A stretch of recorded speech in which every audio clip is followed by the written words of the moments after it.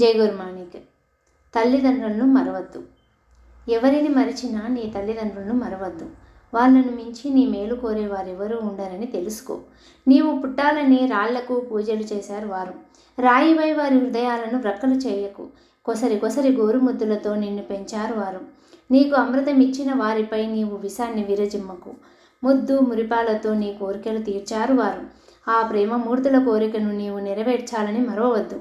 నువ్వెన్ని కోట్లు సంపాదించినా అవి తల్లిదండ్రులకు సమానము కావు. సేవాభావం లేకపోతే అంతా వ్యర్థమే.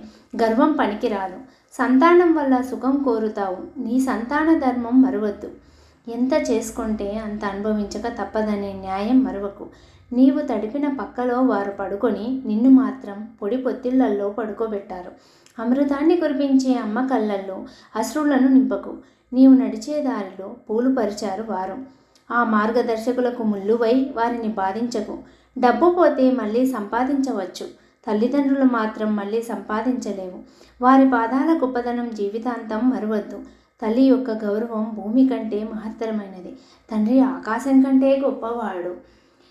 మన పురాణాల ప్రకారం కూడా చూస్తే మనం నిత్యం పూజించే మన వినాయకుడు కూడా పార్వతీ పరమేశ్వరుల చుట్టూ ప్రదక్షిణ చేసి గణాలకు అధిపతి అయినాడు. వినాయకుడి కథ వలన మనము నేర్చుకోవాల్సింది తల్లిదండ్రులను గౌరవించమని వినాయకుడు మనకు చెప్పుతున్నాడు.